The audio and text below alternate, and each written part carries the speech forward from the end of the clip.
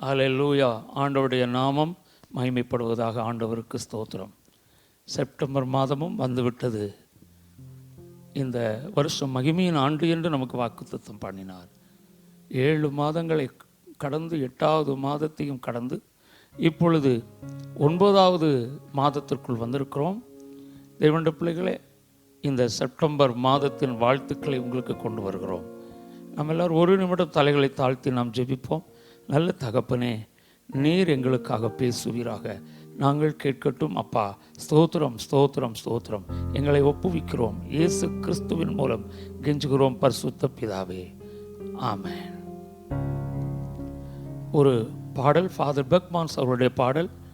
அந்த பாடலின் அடிகளிலே ஒரு அடியை நாம் பாடப்போகிறோம். எல்லாரும் சேர்ந்து என்னோடு சேர்ந்து பாடும்படி கேட்டுக்கொள்ளப்படுகிறீர்கள். பாடலாம். என்றும் ஆனந்தம், என்றும் ஆனந்தம் என் இயேசு தருகிறார். என்றும் ஆனந்தம் என் இயேசு தருகிறார். துதிப்பேன், துதிப்பேன், துதித்துக் கொண்டே இருப்பேன். துதிப்பேன், துதிப்பேன், துதித்துக் கொண்டே இருப்பேன். அல்லேலூயா ஆனந்தமே, அல்லேலூயா ஆனந்தமே, அல்லேலூயா ஆனந்தமே, அல்லேலூயா ஆனந்தமே. உன்னதர் மறைவில் வல்லவர் நிழலில் என்றும் தங்குவேன். உன்னதர் மறைவில் வல்லவர் நிழலில் என்றும் தங்குவேன். தேவனை நோக்கி அடைக்கல பாறை என்றே சொல்லுவேன். தேவனை நோக்கி அடைக்கல பாறை என்றே சொல்லுவேன். அல்லேலூயா ஆனந்தமே, அல்லேலூயா ஆனந்தமே, அல்லேலூயா ஆனந்தமே, அல்லேலூயா ஆனந்தமே. தமது சிறகால் என்னை மூடி காத்து நடத்துவார். தமது சிறகால் என்னை மூடி காத்து நடத்துவார். அவரது வசனம் ஆவியின் பட்டயம் எனது கேடகம். அவரது வசனம் ஆவியின் பட்டயம் எனது கேடகம். அல்லேலூயா ஆனந்தமே, அல்லேலூயா ஆனந்தமே, அல்லேலூயா ஆனந்தமே, அல்லேலூயா ஆனந்தமே. என்றும் ஆனந்தம் என் இயேசு தருகிறார். என்றும் ஆனந்தம் என் இயேசு தருகிறார். துதிப்பேன், துதிப்பேன், துதித்துக் கொண்டே இருப்பேன். துதிப்பேன், துதிப்பேன், துதித்துக் கொண்டே இருப்பேன். அல்லேலூயா ஆனந்தமே, அல்லேலூயா ஆனந்தமே, அல்லேலூயா ஆனந்தமே, அல்லேலூயா ஆனந்தமே. Thank you, Holy Spirit. அப்பா, பொறுப்படுத்திக் கொள்ளுங்க. இயேசுவின் நாமத்தில் பிதாவே, ஆமென். இந்த பாடலை நான் பாடினோமே காரணம் என்ன தெரியுமா? ஆண்டவர் இந்த மாதத்தில் நமக்கு ஒரு விசேஷித்த பாதுகாப்பை தரப்போகிறார். ஆண்டவருக்கு ஸ்தோத்திரம். இந்த மாதத்திற்கு ஆண்டவர் கொடுத்த இந்த வாக்குத்தத்த தலைப்பு என்ன தெரியுமா? கர்த்தரின் நிழல் பாதுகாப்பின் மாதம் என்று அதற்கு ஆண்டவர் கொடுத்திருக்கிறார். The month of shade protection of God. The month of shade protection of God. ஆண்டவர் தம்முடைய நிழலை கொண்டு நம்மை பாதுகாத்து இந்த மாதமெல்லாம் நடத்தப் போகிறாராம். பாருங்கள், நாம் அந்த வசனங்களை வாசித்து தியானிக்கும் போதே நீங்கள் புரிந்து கொள்வீர்கள். சங்கீதம் 121 5வது வசனம்தான் இன்றைய வாக்குத்தத்தத்திற்கான வசனம். அங்கே எழுதப்பட்டிருக்கிறது, கர்த்தர் உன்னை காக்கிறவர், கர்த்தர் உன் வலது பக்கத்திலே உனக்கு நிழலாயிருக்கிறார். The Lord is your keeper. The Lord is your shade at your right hand என்று எழுதப்பட்டிருக்கிறது. கர்த்தர் உன்னை காக்கிறவர், கர்த்தர் உன் வலது பக்கத்திலே உனக்கு எப்படி இருக்கிறாரு? நிழலாய் இருக்கிறார். ஆண்டவருக்கு மகிமை உண்டாகட்டும். சொல்லுவாங்க, வெயிலின் அருமை எதில் தெரியும் அம்மா? நிழலில் தெரியும் அப்படின்னு சொல்லுவாங்க. வெயில் அவ்வளோ ஹாட்டாக இருக்கும் இல்லையா? ஆனால் ஓடிப்போய் ஒரு நிழலில் போய் உட்கார்ந்தாலோ ஒரு நிழலில் போய் நின்று கொண்டாலோ அவ்வளவு ஆனந்தமாக இருக்கும். அப்பா, ஒரு நிழல் கிடைத்து விட்டதே என்று ஒரு பெரிய மகிழ்ச்சி. ஆம், நம்முடைய வாழ்க்கையில் உங்களுக்கு தெரியுமா, ஒரு நிழல் வந்துக்கிட்டே இருக்கு. இந்த நாட்கள் கொடிய நாட்கள், எல்லாரும் அறிவீர்கள். 5 months ஆயிடுச்சு, சர்ச்சஸ் எல்லாமே லாக்டவுன் தான். ஆம், எல்லா சூழ்நிலைகளையும் லாக்டவுனை நம்ம பார்க்குறோம். எங்கெல்லாம் பெரிய பெரிய மால் முதற்கொண்டு பல பல உலக அரங்குகள் முதற்கொண்டு மூடப்பட்டு இருக்கிறது. அப்படிப்பட்ட சந்தர்ப்பத்தில் சர்ச்சஸை எப்படி திறக்க அனுமதி கொடுக்க முடியும்? March 22 தான் நினைக்கிறேன் லாஸ்ட்டாக நம்ம அதிகாலையில் ஏர்லி மார்னிங் 5 o'clock வந்து ப்ரேயர் பண்ணோம். That's all. ஏன்னா 6 o'clockலேருந்து March 22 6 o'clock இந்த மார்னிங் அந்த டைமில் இருந்து நமக்கு லாக்டவுன் ஆரம்பிச்சிருச்சு. தேவனுடைய பிள்ளைகளே, என்ன செய்வார்கள்? மத்திய அரசாங்கமும் மாநில அரசாங்கமும் உண்மையாகவே மக்கள் நலனை கருதுகிறார்கள். எல்லாரும் வீட்டிலேயே கட்டாயம் இருக்க வேண்டும் என்று வற்புறுத்தி சொல்கிறார்கள். குறிப்பாக சிறு பிள்ளைகள், வயோதிபர்கள் எல்லாரும் வீட்டிலேயே இருக்க சொல்லி கட்டாயப்படுத்தி வலியுறுத்தி சொல்கிறார்கள். ஏன்?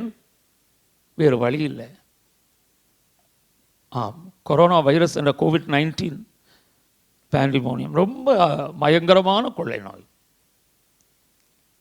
உலகமெங்கும் அது வாட்டி வதைத்து கொண்டிருக்கிறது.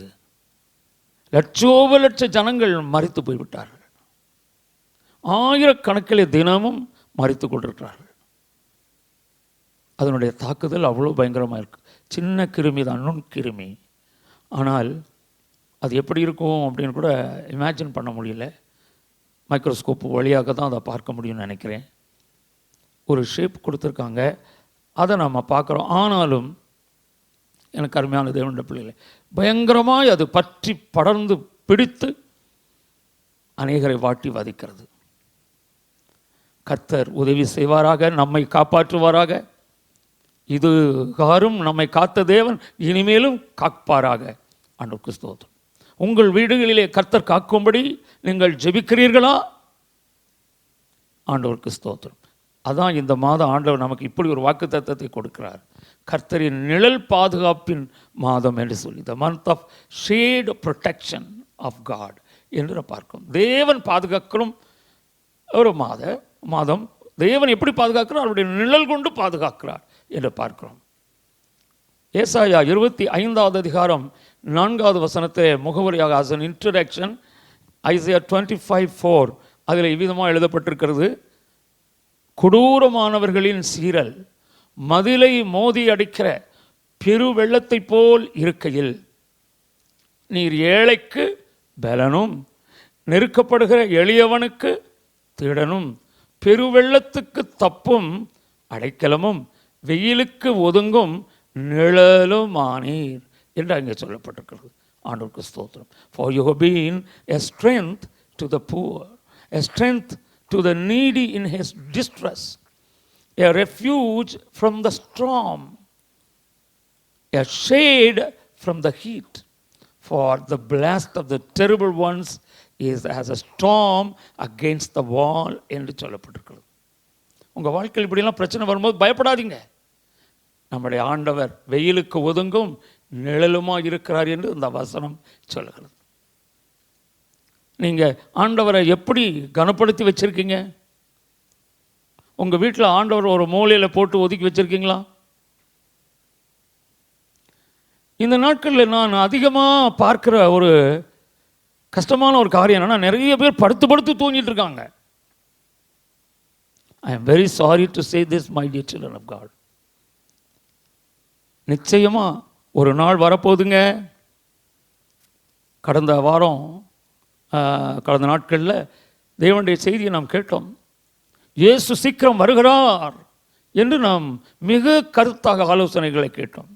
பரிசுத்த ஆவியானவர் தெளிவுபடுத்தி கொண்டு தான் இருக்கிறார். நான் சீக்கிரம் வரேன்னு சொல்லிட்டு இருக்கிறாரு.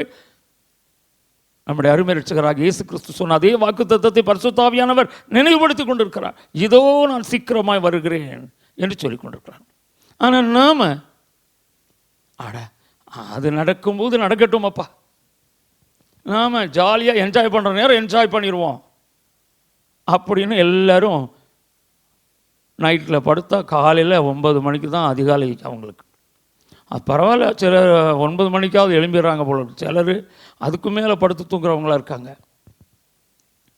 உலகத்தில் தான் மனுஷங்க நைட்டெல்லாம் சினிமா பார்க்குறாங்க. நம்ம பிள்ளைகள் சினிமா பார்க்க மாட்டாங்கன்னு நினைக்கிறேன். ஆனால் நான் ஒன்று சொல்கிறேன், ஆண்டவர் பார்த்துக்கிட்டே இருக்கிறார். நீ என்ன செய்கிற என்பதை கர்த்தர் பார்த்து கொண்டு இருக்கிறார். Be careful my dear children of God. தேவ பிள்ளைகளை மிக எச்சரிக்கையாருங்க. Do not waste your times. உங்கள் டைமை வேஸ்ட் பண்ணாதீங்க. நிழலில் மறைந்து கொள்ள பாருங்கள். வேதம் வாசிங்களேன், போட்டு வேதத்தை வாசிங்க. ஒரு நாளைக்கு 10 அதிகாரம் வாசிப்பேன்னு வாசிங்க. உங்களுக்கு பைபிள் படிக்கிறது இன்ட்ரெஸ்டாக இருக்கட்டும். பேப்பரில் உள்ள கதைகளை படிக்கிறது இன்ட்ரெஸ்டாக இருக்க வேண்டாம். டிவியில் சினிமா சீரியல் இதெல்லாம் இன்ட்ரெஸ்டாக இருக்க வேண்டாம். ஏன் தெரியுமா? ஆண்டோடைய வருகை எந்த நொடியிலையும் இருக்கலாம். நீங்கள் எதை பற்றி கவலையீனமாக இருந்து கொண்டு சினிமா பார்த்துட்டு இருக்கும்போது இயேசுநாதர் வந்துட்டார்னா உடனே நீங்கள் போவீங்களா? பரலோகத்துக்கு எடுத்துக்கொள்ளப்படுவீங்களா? அவ்வளோதான். புத்துன்னு நீங்கள் உங்களை போட்டுட்டு ஆண்டவர் போயிடுவார். நீங்கள் கைவிடப்பட்டு விடுவீர்கள். B careful my dear children. ரொம்ப ஜாக்கிரதையாக இருப்போம். ஏசப்பா உதவி செய்வாராக. இந்த மாதம் ஆண்டவர் நம்மை பாதுகாக்கும் மாதம். எப்படி பாதுகாப்பாராம்? அவருடைய நிழல் கொண்டு நம்மை பாதுகாப்பார் என்று வேதத்தில் நமக்கு சொல்லப்பட்டிருக்கிறது. ஆண்டவருக்கு ஸ்தோத்திரம். சரி, ஆண்டவர் எவ்விதம் அவர் நிழல் பாதுகாப்பை தருகிறார் என்று நாம் பார்க்க போகிறோம். How God gives this shade protection. Okay, இந்த நிழல் பாதுகாப்பை ஆண்டவர் எப்படி தருகிறார்? ஏசாயா 4வது அதிகாரம் 6வது வசனம் சொல்கிறது. ஐசையா chapter 4 verse 6 says, பகலிலே வெயிலுக்கு நிழலாகவும் பெருங்காற்றுக்கும் மழைக்கும் அடைக்கலமாகவும் மறைவிடமாகவும் ஒரு கூடாரம் என்ன செய்திருக்கும்? உண்டாயிருக்கும் என்று சொல்லப்பட்டிருக்கும். There will be a tabernacle for shade in the daytime from the heat, for a place of refuge and for a shelter from storm and rain என்று எழுதப்பட்டிருக்கிறது. ஆண்டவர் எப்படி அடைக்கலம் தர்றார் பார்த்தீங்களா? ஆண்டவருக்கு ஸ்தோத்திரம். பகலிலே வெயிலுக்கு எப்படி இருப்பார்? ஆண்டவர் நிழலாக இருப்பார். பெருங்காற்றுக்கும் மழைக்கும் அவர் அடைக்கலமாக இருப்பார், மறைவிடமாக இருப்பார். அதற்காக ஆண்டவர் அங்கே சொல்லுகிறார் ஒரு கூடாரம் உண்டாயிருக்கும் என்று சொல்லப்பட்டிருக்கிறது. அதற்கு ஆங்கிலத்திலே டேபர்னாக்கிள், கூடாரம் என்றால் டேபர்னாக்கிள் என்றே சொல்லப்பட்டிருக்கிறது. Yes, we need shelter. நமக்கு ஒரு கூடாரம் தேவை. எப்படி ஆகிலும் ஒன்று தேவை தானே. சங்கீதம் 68:6 சொல்லுகிறது. Psalm 68:6 அங்கே சொல்லப்பட்டிருக்கிறது. தேவன் தனிமையானவர்களுக்கு வீடு வாசல் ஏற்படுத்தி கட்டுண்டவர்களை விடுதலையாக்குகிறார் என்று எழுதப்பட்டிருக்கிறது. God sets the solitary in families He brings out those who are bound into prosperity. கட்டுண்டவர்களை அவர் விடுதலை ஆக்குகிறார். துரோகிகளோ வறண்ட பூமியில் என்ன செய்வார்கள்? தங்குவார்கள். But the rebellious dwell in a dry land என்று எழுதப்பட்டிருக்கிறது. ஆமாம், நமக்கு நிழல் தேவை, நமக்கு ஒரு கூடாரம் தேவை. என் ஆண்டவர் நல்லவர். யாரெல்லாம் வாடகை வீட்டில் இருந்து ரொம்ப கஷ்டப்பட்டு இருக்கீங்களோ, சொந்த வீடு இல்லையேன்னு யாரெல்லாம் ஏங்கிட்டு இருக்கீங்களோ, அவங்களுக்கெல்லாம் கர்த்தர் சீக்கிரத்தில் சொந்த வீடு தருவார். அவருடைய வருகை தாமதிக்குமானால் இந்த பூமியில் கூட நம்முடைய அப்பா நம்மை சொந்தமாய் ஒரு வீடை நமக்கு ஆட்கொண்டு வைக்கும்படி கர்த்தர் உதவி செய்வார். நிச்சயமாக ஆண்டவர் தருவார். நீங்கள் விசுவாசிங்க. கர்த்தர் உங்களுக்கு அப்படி செய்ய வேண்டும் என்று நாங்களும் ஜெபித்து கொண்டிருக்கிறோம். ஆண்டவருக்கு ஸ்தோத்திரம். சங்கீதம் 57:1 வாசிக்கும்போது, Psalm 57 verse 1, அதில் விதமாக எழுதப்பட்டிருக்கிறது. ஆண்டவருக்கு ஸ்தோத்திரம். எனக்கு இறங்கும் தேவனே, எனக்கு இறங்கும். உம்மை என் ஆத்துமா அண்டிக் கொள்கிறது. விக்கினங்கள் கடந்து போக மட்டும் உமது செட்டைகளின் நிழலிலே வந்து அடைவேன். வேற எதுவும் கதி இல்லை. ஆண்டோடைய செட்டைகளின் நிழல் தான் நமக்கு கதி. Be merciful to me, O God, be merciful to me, for my soul trusts in you, and in the shadow of your wings I will make my refuge until these calamities have passed by. பார்த்தீங்களா? எல்லா ஆபத்துகள், கஷ்டங்கள், விக்கிரகங்கள் எல்லாம் கடந்து போக மட்டும் உமது செட்டைகளின் நிழலிலே வந்து அடைவேன். ஆண்டோடைய செட்டைகளில் தாங்க நமக்கு நிழல் இருக்குது. அவருடைய செட்டைகளின் நிழல் தான் நமக்கு பாதுகாப்பு. பாருங்க, நான் கேட்ட ஒரு ஸ்டோரி தான் இது. 2ஆம் உலக யுத்தத்தின் போதுன்னு நினைக்கிறேன். அப்பொழுது பயங்கர யுத்தம் நடந்தது. அங்கங்கே பலரும் செத்து மடிந்து போனார்கள். நம்முடைய பாரத தேசத்தில் என்று தான் சொல்ல கேள்விப்பட்டிருக்கிறேன். அந்த கமாண்டர் இன் சீஃப் அத்தாரிட்டி, அந்த படை தளபதி, அவர் அப்படியே வந்து பார்க்கும்போது ஒரு கோழி செத்து இருந்தது. உடனே அந்த கோழியை அவருடைய ஷூவில் லேசாக அப்படி தட்டினார். தட்டின உடனே என்ன ஆச்சரியம், அங்கே உள்ளேருந்து சில குஞ்சுகள் கியா கியா கியான்ட்டு வெளியில் வந்தது. அப்படியே அதிர்ந்து போனார். அந்த தாய் நல்ல ப்ரொடெக்ஷனை கொடுத்து அந்த குஞ்சுகளை காப்பதற்காக அந்த பற்றி எரிந்த தீயிலே தன் உயிரையே கொடுத்து விட்டது, தன் சரீரத்தையும் மாய்க்கும்படி ஒப்பு கொடுத்து விட்டது என்று அவர் ஆச்சரியப்பட்டு சொல்லி அவருடைய கண்களிலே கண்ணீர் மல்கி விட்டது. பாருங்கள், அந்த குஞ்சுகளை காக்கும்படி கோழி எவ்வளவு கேர்ஃபுல்லாக இருக்கும். வேதத்திலையும் அதை சொல்லப்பட்டிருக்கிறது. கோழி தன் குஞ்சுகளை தன் சட்டைகளின் நிழலிலே காப்பாற்றுகிறது போல நான் உங்களை காப்பாற்றுவேன் என்று ஆண்டவர் சொல்கிறார். நம்முடைய கர்த்தர் அவ்வளவு நல்லவர். தேவ பிள்ளைகள், அவருடைய சட்டைகளின் நிழலிலே நமக்கு பாதுகாப்பு உண்டு. ஆண்டவருக்கு ஸ்தோத்திரம். மல்கியா 4வது அதிகாரம் 2வது வசனத்தில் நம்ம எல்லாருக்கும் தெரிந்த ஒரு வார்த்தை தான் அது.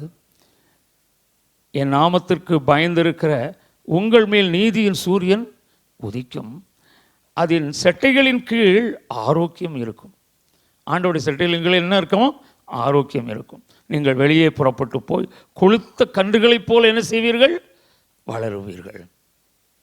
S, but do you who fear my name, the Son of Righteousness shall rise with healing in his wings, and you shall go out and grow fat like stall-fed calves என்று எழுதப்பட்டிருக்கு.